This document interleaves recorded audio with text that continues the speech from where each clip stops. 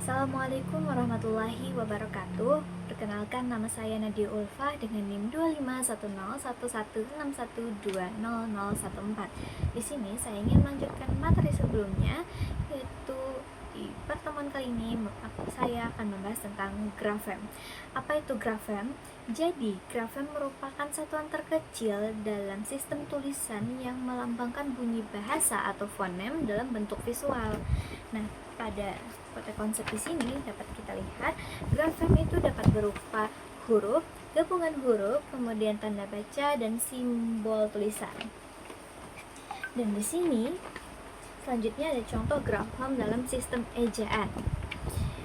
Pada kata pagi, yaitu yang memiliki 4 huruf, yaitu P, A, G, G, dan I, yaitu penulisannya pada grafem itu ditandai dengan tanda kurung siku, sedangkan fonem itu ditandai dengan tanda kurung tanda garis miring.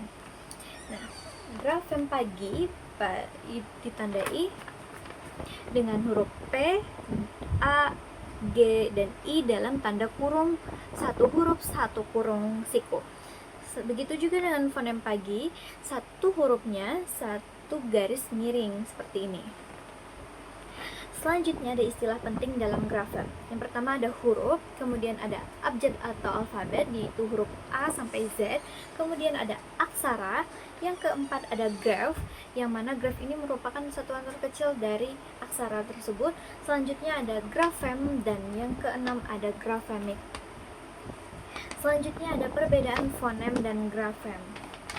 Fonem itu merupakan satuan terkecil yang membedakan makna yang berkaitan dengan bahasa tulisan yang ditandai dengan garis miring tadi.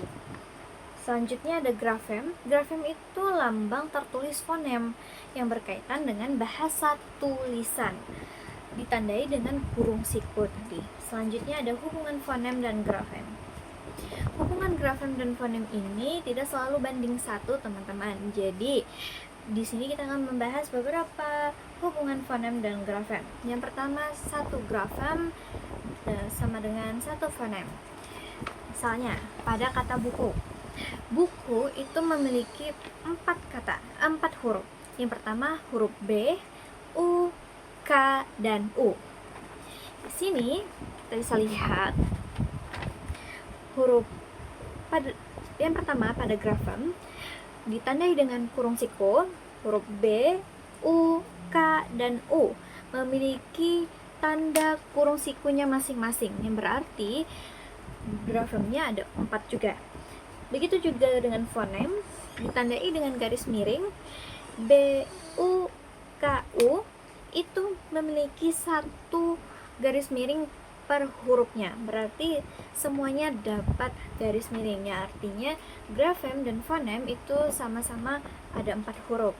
Selanjutnya ada beberapa grafem namun 1 fonem. Nah, seperti apa itu? Itu bisa kita ambil contoh pada kata hangus. H, A, N, G, U, S. Berarti ada 6 huruf. Grafem pada hangus kita bisa lihat di sini ada huruf H, A, N, G, U, S yang masing-masingnya memiliki kurung siku milik mereka masing-masing.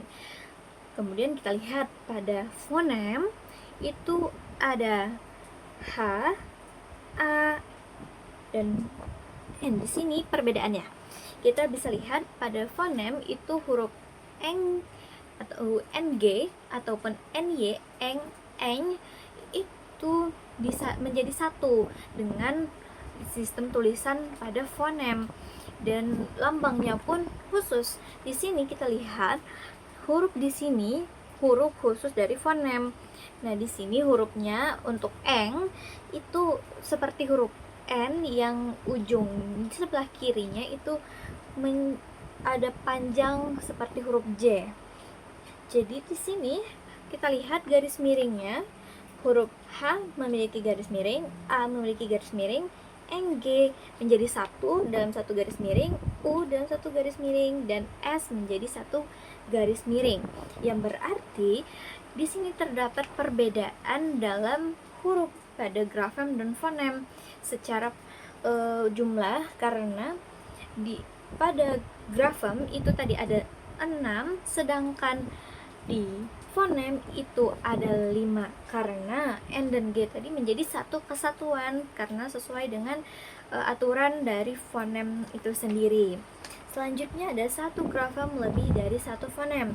Misalnya pada huruf yang kita sering jumpa, yaitu yang biasa saja gitu, itu dibaca dengan misalnya dibaca dengan kata bela. Sedangkan ada dalam fonem yang lambangnya itu terbalik dengan yang biasa kita kenal, yaitu nya itu terbalik seperti ini. Itu contoh katanya adalah emas dalam bahasanya. Selanjutnya ada jenis-jenis grafem. Jenis-jenis grafem itu ada 2. Yang pertama grafem fonem vokal.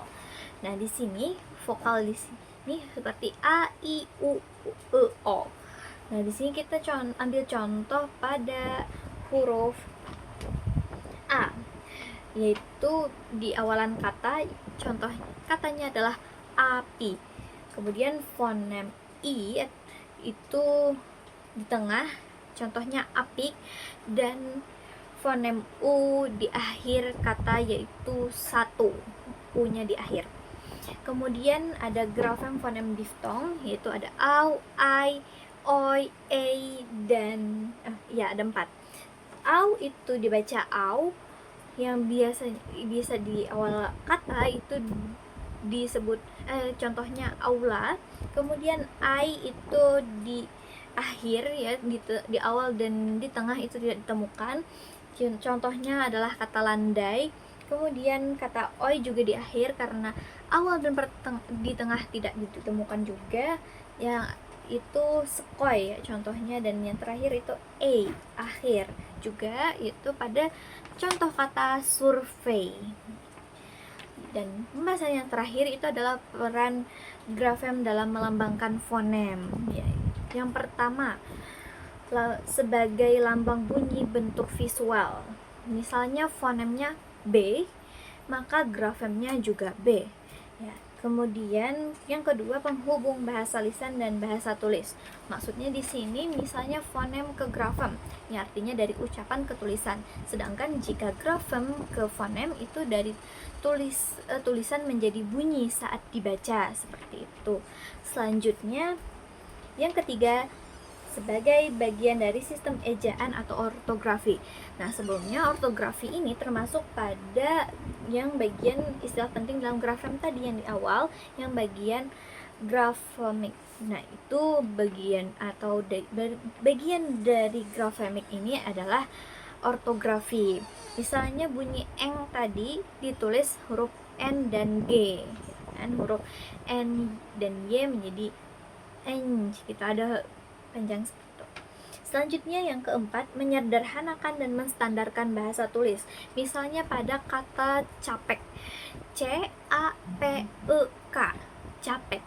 Biasanya kita membacanya atau mendengarnya bisa capek, atau ada seperti huruf K di akhirnya, capek. Nah, seperti itu. Kemudian yang kelima, menjaga kejelasan dan ketepatan makna.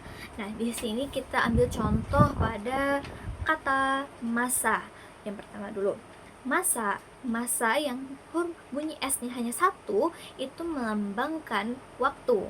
Sedangkan jika masa dengan jumlah bunyi S-nya itu ada 2, itu berarti jumlah besar. Nah, jadi beda satu huruf saja dapat mengubah makna dari kata tersebut. Masa dan masa itu berbeda. Selanjutnya keenam, mewakili struktur bahasa secara tidak langsung. Misalnya kata berlari, kita bisa mendengar atau mendengarnya belari, tapi secara tulisan tetap berlari, seperti itu. Selanjutnya Yang terakhir, itu memungkinkan bahasa untuk didokumentasikan dan dikembangkan melalui buku pelajaran dan karya sastra dan lain-lain. Nah, mungkin itu saja yang bisa saya dapat sampaikan untuk materi Grafem pada hari ini. Mohon maaf atas segala kekurangannya. Saya ucapkan terima kasih. Wassalamualaikum warahmatullahi wabarakatuh.